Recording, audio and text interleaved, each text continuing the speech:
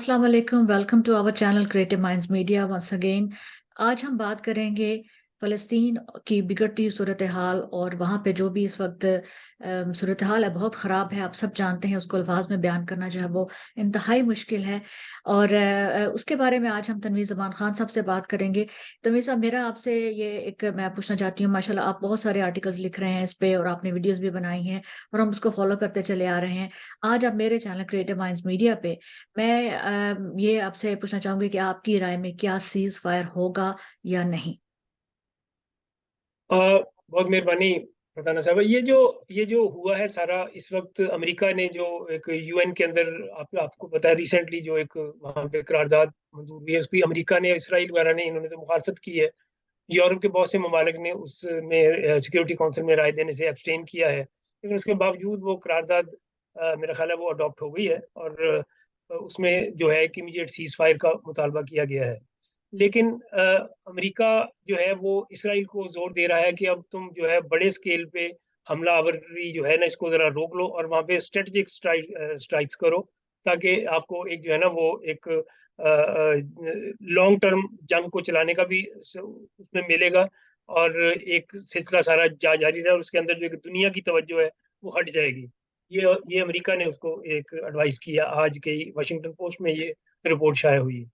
तो ये इस तरह की जो सूरत हाल है, इसका मतलब है कि वहाँ पे अभी जो अमेरिका और इसराइल है, इसराइल तो खैर बिल्कुल फौरी तौर पे जंग को खत्म करने के किसी इरादे में नहीं है।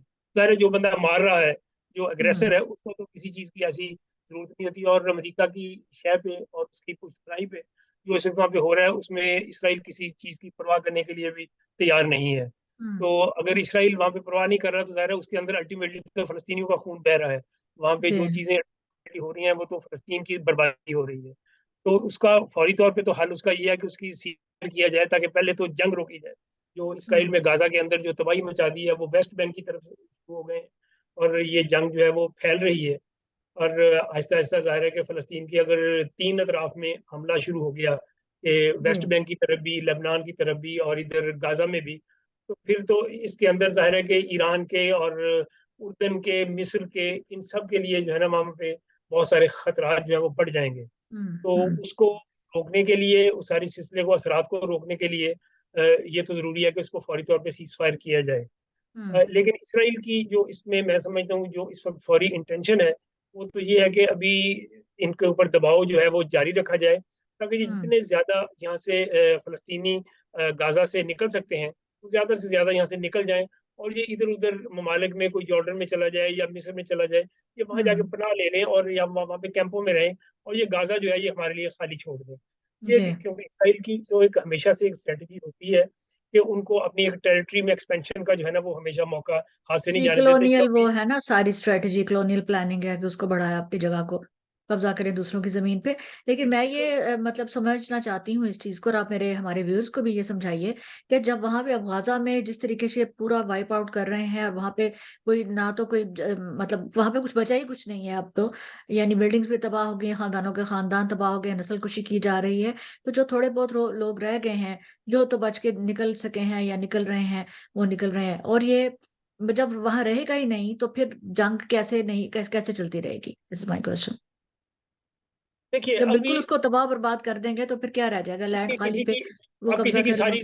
सारी ज़मीन भी छीन लें, या तो वो हुँ, वहाँ से जो है वहाँ पे 2.5 मिलियन गाज़ा के अंदर जो फ़लस्तीनी हैं, जी। उनको सारों को खत्म कर दें। अगर वो उनको में से 1.5 मिलियन इस वक़्त साउथ में और इजिप्ट के बॉर्डर पे जाके जी। बैठ गया है। तो हुँ, बाकी 1 मिलियन जो वहाँ थे, उनमें से आप देखिए कि 1 लाख के करीब लोग जो हैं वो मुतासरीन हैं, जिनमें से 7-8 हज़ार मर गए हैं, और बाकी जो है 30-40 हज़ार ज़ख्मी हैं वहाँ पे।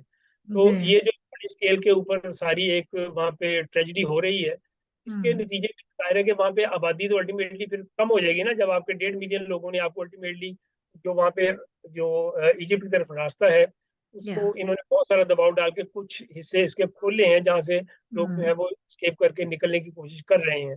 लेकिन हुँ, अमेरिका का और दूसरे ममालिक का इजिप्ट पे ये दबाव है कि वो वहाँ से रास्ता जो है वो मुकम्मल तौर पे खोल दें, ताकि ये लोग जो यहाँ पे साउथ में बमबारी का शिकार हो रहे हैं, ये एक हुँ, ऐसी स्ट्रेटजी है कि आप अग्रेसर को रोकने की बजाय, आप एक हुँ, जारहियत करने वाले को रोकने की बजाय, आप असल या में जो मार खा रहा है, उसे आप कह रहे हैं कि तुम जाके छुप जाओ। ये एक हम्म। बड़ी बहुत ही एक मैं समझता हूँ नाइंसाफी, एक आलमी एक इंटरनेशनल लॉ की वायलेशन और एक एक इंसानी हवाले से एक इंतहाई एक गैर इंसानी अमल है कि आप बिल्कुल। एक तो मजलूम है, मजलूम को आप कह रहे हो कि तू चुप जा, एग्रेसर को आप जी। तो ये सूरत हाल जो बनी है इसमें अभी फौरी तौर पे मुझे नहीं दिखाई देता कि सीज फायर हो, क्योंकि इसराइल जिस तरीके से इस वक्त उसकी वो बेलगाम हुआ हुआ है, उसके हम्म। अंदर वो किसी को सुनने के लिए तैयार नहीं है, क्योंकि उसको अंदर से अमेरिका की एक बैकिंग जो है वो शामिल है। जी तो जी जी। ये एक बेलगाम भी इसी वजह से है कि मतलब बरतानिया की तरफ से और अमेरिका की तरफ से पूरी अनकंडीशनल सपोर्ट जो है वो इसराइल को दी जा रही है। दूसरी बात ये कि ये भी एक स्ट्रेटेजिक प्लानिंग, जैसे आपने बताया कि अभी ये मतलब उनको वार्न करें कि आप जाके छुप जाएं या आप निकल जाएं, आपका रास्ता दिया जाता है, आप निकल जाएं, और फिर उनपे बॉम्बिंग भी की जा रही है कि हमने तो पहले से आपको वार्न कर दिया था। अब इस बात को लेकर इस तरीके से उन्होंने चेंज किया है या उसको अडेप्ट किया है कि इंटरनेशनल ह्यूमैनिटेरियन लॉ के मुताबिक Israel is working under international humanitarian law, यानी कि वो कानून के मुताबिक काम कर रहा है। वो इस चीज को इस तरीके से उन्होंने ले लिया कि भी पहले से वार्निंग दी जा रही है, लिहाजा जो हमने तो उस पे मतलब जो ये अटैक धौंस करना है करना ना, है। ये धौंस जी है एक, ये कुछ तो धौंस है बिल्कुल। ना कि आप जी जिस चीज को जी। मर्जी आप इंसाफ कह दें, जिस चीज को मर्जी आप बेइंसाफी कह दें, कुछ जिस भी चीज आप को कह भी दें। आप जी करा दें, जिस चीज को मर्जी आप अमन कह दें। जी। अब इसके अंदर जाहिर है, अब देखिए ना, इसराइल ने दावा किया था जब उन्होंने कहा जी हमारे 7,000 लोग मर चुके हैं अब तक, तो जी इसराइल ने तो कहा था कि जी इनके पास क्या सबूत है कि इन्होंने ऐसा दिया है। तो जी। फलस्तीनियों ने उन 7,000 लोगों की लिस्ट, ये बाइडन ने कहा था कि बाइडन हम्म ने कहा कि भी हमें अभी तक इसराइल के अपना फलस्तीनियों के दावे के साथ कोई वाजे एविडेंस नहीं है कि जो वो अपने वहां पे मरने वालों की तादाद बता रहे हैं। तो हम्म उसमें फलस्तीनियों ने जो है वो पूरी एक लिस्ट शाये की है, जिसमें लोगों के नाम एड्रेसेस सारा कुछ शाये किया है। इसके बाद हम्म बाइडन को काफी अपनी प्रेस ब्रीफिंग के अंदर भी उसके अंदर सुर्खी का सामना करना पड़ा, क्योंकि उन्होंने पूरा एक लिस्ट उस तरीके से पूरे सारी पूरी बैकिंग और पूरी इंफॉर्मेशन के साथ शाये की है। तो अब जो अमेरिका फलस्तीनियों के खिलाफ सर्जिकल स्ट्राइक्स का कह रहा है, वो हम्म इसलिए है कि ताकि जंग जारी रहे। वो चाहते हैं कि जी अगर ये सर्जिकल स्ट्राइक्स होंगी और ये फौरी फुल फ्लेज जो वॉर है, खासतौर पे अगर वो जो इसराइल इस वक्त प्रेशर डाला है कि मैंने ग्राउंड वॉर शुरू करनी है, हालांकि हम्म। इसराइल ग्राउंड वॉर करने से अवॉइड कर रहा है, वो ग्राउंड सही। वॉर में नहीं जाना चाह रहा, ये महज एक धमकी है। असल में तो हम्म। वो एरियल बम्बारमेंट करके ही ना गाजा को बर्बाद उन्होंने जो किया है वो उसको मजीद बर्बाद करना चाहते हैं। अब सही। जैसे अब जैसे इसने नेतन्याहू ने कहा था कि हम्म। हम गाजा के रबल को 10 दफा ऊंचा ऊंची नीच करना चाहते हैं, we want to roll it for 10 times, यानी हम रबल के ऊपर भी बमबारी करना चाहते हैं ताकि रबल भी जो है ना सो वो क्रूअल, जमीन मतलब जुल्म की बर्बाद। इंतहा है ये तो। हाँ हाँ हाँ हाँ, ये बेहिसी उन्होंने और मतलब रिकॉर्ड हाँ तो हाँ, ये ये। आज के दौर में आप इस तरह की चीजें अगर आप बयान देते हैं तो जाहिर है कि ये एक जुल्म की अखीर है, लेकिन है कि अगर इसमें मजलूम के साथ जो लोग हैं भी, वो अगर किसी किस्म का स्ट्रॉन्ग साथ ना दें और वो अपनी ताकत पे इत्मीनान करने के लिए तैयार ना हो, मिसाल के तौर पे ईरान है, सीरिया है, जॉर्डन है, हम्म पाकिस्तान है, सऊदी अरब है, हम्म मिडल ईस्ट की बहुत से ममालिक हैं, अगर ये मिलके कोई एक ऐसा कोई दबाव डालें तो कोई वजह नहीं है कि ये सिलसिला न रुके। लेकिन क्योंकि बिल्कुल। अंदर से उनके सबके अपने मफादात हैं और वो हमास के हवाले से खास तौर पे मिडिल ईस्ट के अंदर कोई हम्म खास सपोर्ट नहीं है। हम्म। और और वो हमास की कामयाबी कोई भी मिडिल ईस्ट का मुल्क जो है वो नहीं चाहता, हाँ वो यूएई हो या वो सऊदीया हो, कतर हो या दूसरे जी। ममालिक जो स्टेट्स हैं, कोई भी जो हम्म। है ना वो हमास की कामयाबी नहीं चाहता। नहीं चाहता। इसलिए इसलिए वो चाहते हैं कि अगर ये होता है तो होता रहे।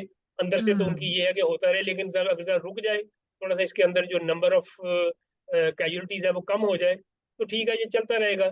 सर्जिकल स्ट्राइक होती रहेंगी, हम प्रोटेस्ट कर हम्म दिया करेंगे, मजम्मत कर दिया करेंगे, बयान दे दिया करेंगे, बस ये एक हम्म। बयानबाजी तक उसको दोबारा लेके आना चाहते हैं यानी इस दो तरीके चीजें से। ना कि वॉर को पॉज कर दिया जाए या सीज फायर का तो कोई चांसेस नहीं है, पॉज के चांसेस हैं। सीज फायर पॉज ही होता है, सीज फायर इज अ नहीं पॉज। मतलब ये है सीज कि फायर जो पॉज होता कर है, कुछ ऐसा रुक जाओ, ये नहीं कि हमेशा के लिए जंग बंद हो गई है या सीज क्या। फायर ऐसे ही होता है। अच्छा सीज ठीक फायर है। का मतलब जी। होता है आप फौरी तौर पे जंग बंदी का ऐलान करें, आप कहें कि हम हम्म। 1 महीने के लिए, 2 महीने के लिए या हमने सही हो गया। जंग बंदी सही का है। ऐलान किया है और इसके नतीजे ठीक में है। अब हम कोई मुज़ाकरात करेंगे या मुज़ाकरात नहीं करेंगे, लेकिन अभी हम फौरी तौर पे इसको थोड़े अरसे के लिए या लंबे अरसे के लिए रोक रहे हैं। रोक तो लेते हैं। ये ठीक। तो ये एक सारा सिलसिला अभी तक तो, क्योंकि अब इसराइल को इस बात का एहसास था कि उनके अरब ममालिक के साथ और सारी दूसरे मुस्लिम ममालिक के साथ उनके ताल्लुकात बेहतर हो रहे थे। हुँ, और हमास को इस बात का फ़िक्र था कि अगर अगर ये सारे ताल्लुकात सऊदीया के साथ और दूसरे ममालिक के साथ हुँ, इसराइल के बेहतर हो गए, तो वो हुँ, जो उनके अंदर जो एक वज़ीफ़े लेने का एक सारा सिलसिला, इमदाद का एक सारा सिलसिला हुँ, चल रहा था, या उन्हें खतरा था कि वो कहाँ जाएगा फिर। अगर वो ना रहा, तो इनका वजूद आहिस्ता-आहिस्ता हो सकता है पस-ए-पुश डाला जाए। तो उन्होंने हुँ, इस हवाले से ही हमास ने जो है वो ये सारा हमला किया, वरना हमास तो जो है वो अपनी टेरिटरी के लिए तो बात ही नहीं कर रहा, वो तो प्योरली उनका जो नज़रिया और नारा है, वो तो है कि इन यहूदियों को दुनिया से निस्तनाबूद किया जाए और खात्मा हुँ, किया जाए। इसी हुँ, तरह से यहूदियों का ज़ायनिस्ट माइंडसेट जो है वो भी यही है कि हुँ, मुस्लिम को इनको यहाँ पे ख़ास तौर पे जो मिलिटेंट मुस्लिम्स हैं, इनको या जो है वो मुख्तलिफ तौर पे खात्मा किया जाए।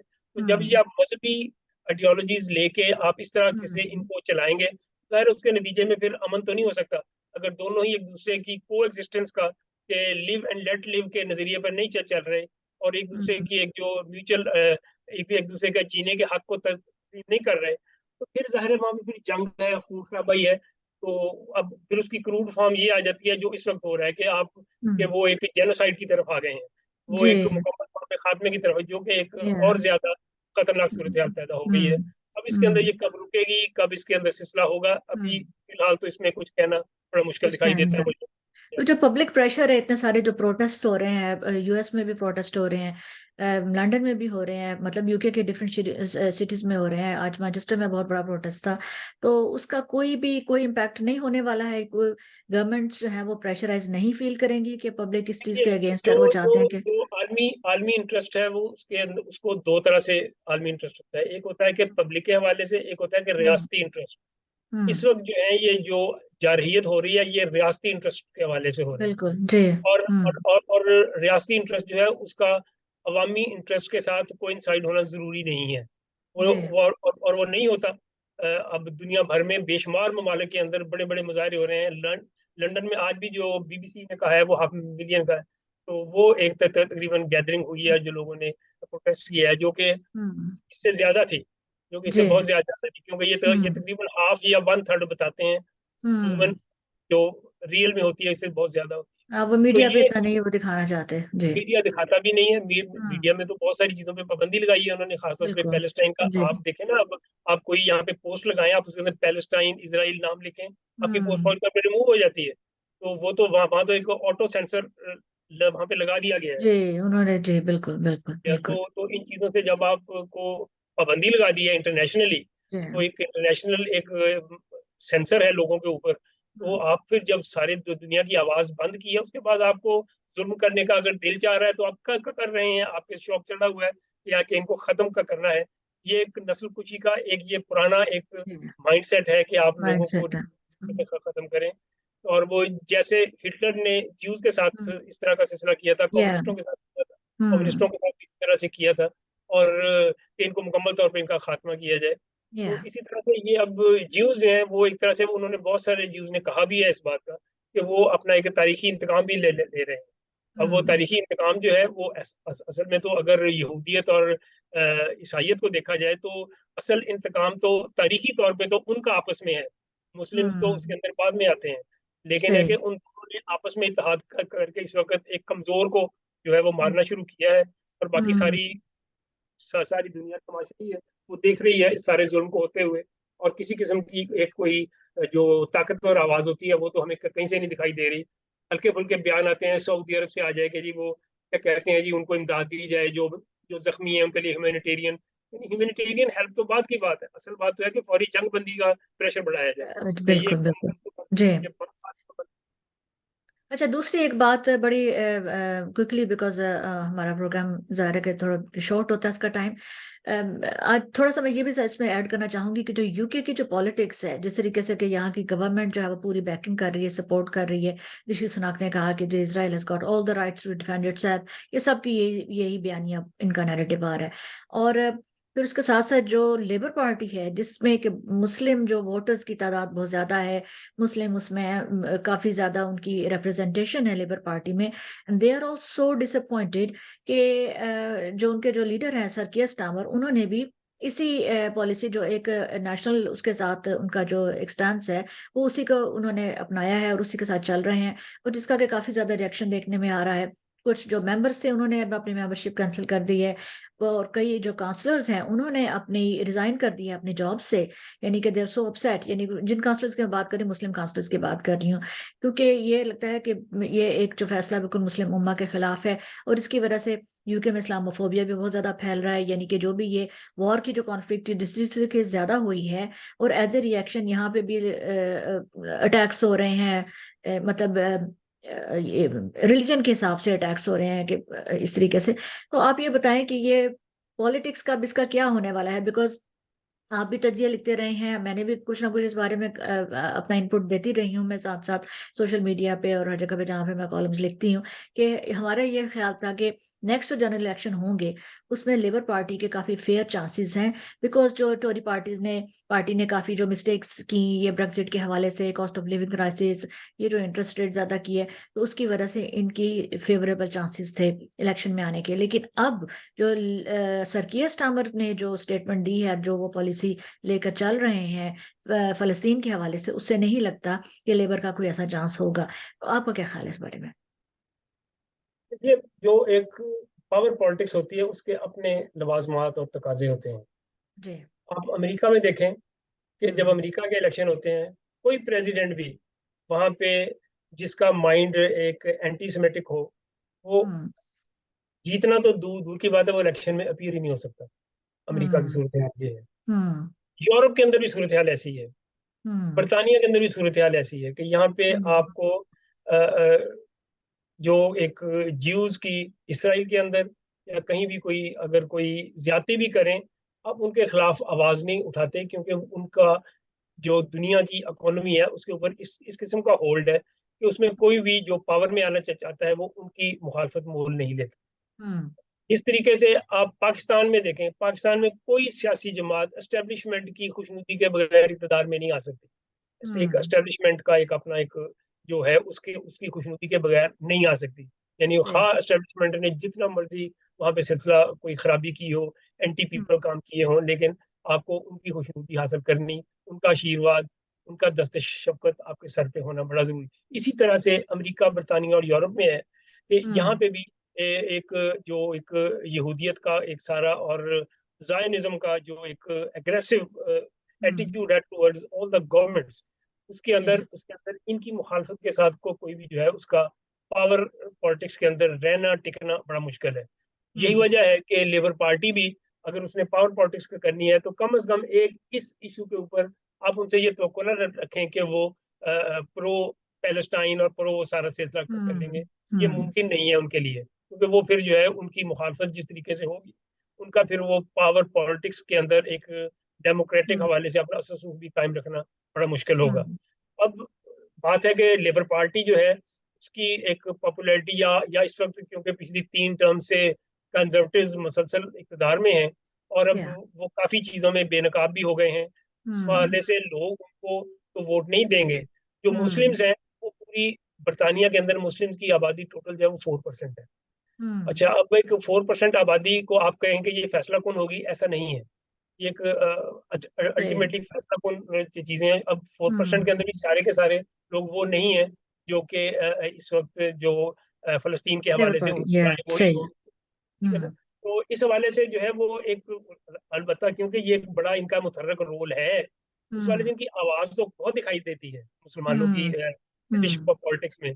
लेकिन हम्म। इनकी आवाज जो है वो एक पॉपुलर उसके हवाले से इतनी नहीं है। 4% की आबादी है टोटल। तो बाज सही सही। कॉन्स्टिट्यूएंसीज के अंदर तो ये ज्यादा थोड़े बहुत होते हैं, लेकिन हम्म। ओवरऑल इनका पूरे यूके की पॉलिटिक्स में और इंग्लिश पॉलिटिक्स में आप देखें तो इनकी आवाज उस तरीके से स्ट्रांग नहीं है। वो कि मुसलमान एक सेकंड हम्म। लार्जेस्ट मिनॉरिटी है, सही। यानी जी। मिनॉरिटी के बाद पहली बड़ी मिनॉरिटी ये यही है, लेकिन वो 4% है, बाकी लोग हम्म। इससे भी कम है।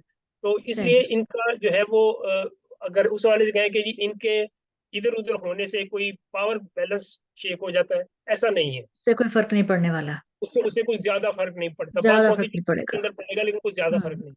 सही तो सही। एक तो ये बात है। दूसरा है कि सिर्फ दुनिया इस वक्त बरतानिया की पॉलिटिक्स में फलस्तीन का इशू ही नहीं है जो कि फैसला कौन हम्म। होगा। ये एक सही, इशू हाँ।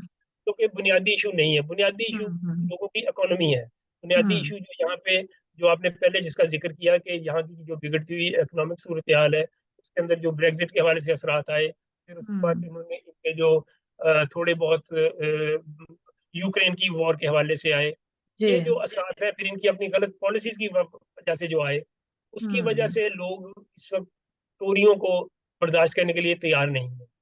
तो हम्म उस हवाले से लेबर पार्टी का यकीनन बड़ा चांस है। उसमें लेबर पार्टी का हम्म कमाल नहीं है, उसके अंदर हम्म कमजोरी है इनकी कंजर्वेटिव की, टोरियों की। कंजर्वेटिव्स की कमजोर जिसका फायदा इनको कमजोरी पहुंचेगा। की, इसका जी। फायदा ऑटोमेटिकली लेबर को आएगा, वरना लेबर ने सही। अपने तौर पे ना तो कोई ऐसी पॉलिसीज दे दी हैं, ना कोई ऐसा कोई बिल्कुल। उन्होंने जी। रिफॉर्म का आगे कोई फ्यूचर इकोनॉमिक प्लान उस तरीके के दिए हैं जिनसे कि ये कहा जा सके कि जी ये जी। अगली पॉलिटिक्स के अंदर जी बिल्कुल, यकीन हमने ये भी डिस्कस किया था कि नहीं इन्होंने होगी अभी ऐसे। तक हर मौके पे जब भी इन्होंने उनका मतलब उसको काउंटर आर्ग्यू किया है कि उनकी पॉलिसी ठीक नहीं, लेकिन उसके जवाब में लेबर ने कोई भी अपना ऐसा कोई प्लान प्रेजेंट नहीं किया, कोई रिफॉर्म्स की, अगर वो ये कर रहे हैं तो हम ये करेंगे।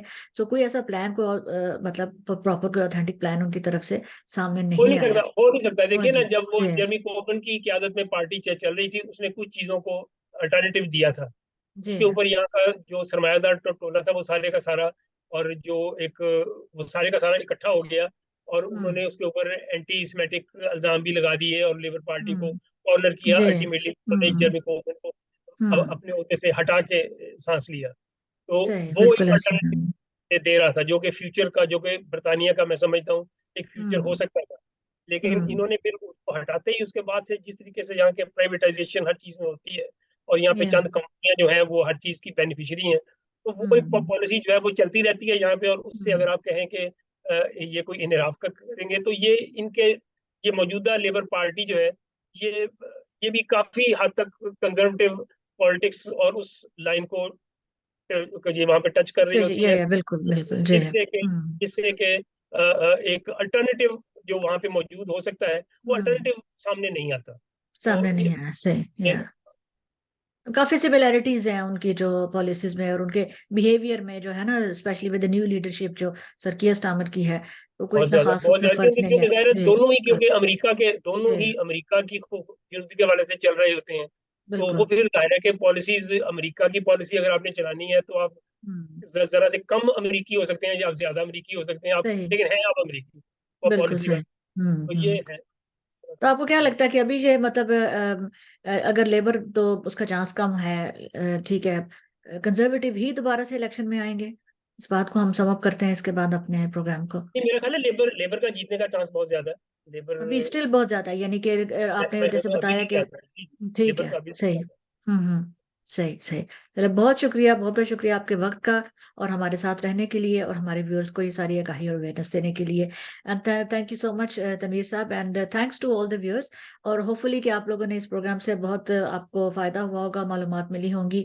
और हम दुआ के साथ ये प्रोग्राम आज का बंद करते हैं कि जल्द से जल्द जो है वो सीज फायर हो, फलस्तीन के मुसलमानों के फलस्तीन में जो है वो अमन हो, बल्कि दुनिया भर में अमन हो, जहाँ जहाँ भी ये प्रॉब्लम्स हैं, कॉन्फ्लिक्ट्स हैं, सब जगह जो है दुनिया एक अमन का गहवारा बन के जो है वो रहे। और खास तौर पे फलस्तीन के लिए इस वक्त बहुत बहुत दुआ है कि जल्द से जल्द वहाँ पे जंग बंदी हो और उनको एक अमन से वो अपने वहाँ पे रहें, या उनको एक राइट ऑफ अपना सेल्फ डिटर्मिनेशन उनको मिल जाए कि वो अपने या तो फ्री हो जाए फलस्तीन, या उनकी मतलब जो भी है उनके लिए बेहतर हो। इस वक्त तो यही कि उनकी जानें महफूज रहें और उनके एक जो है ना फ्यूचर उनका अच्छा हो। सो बहुत बहुत शुक्रिया। Thanks for watching CMM and see you soon.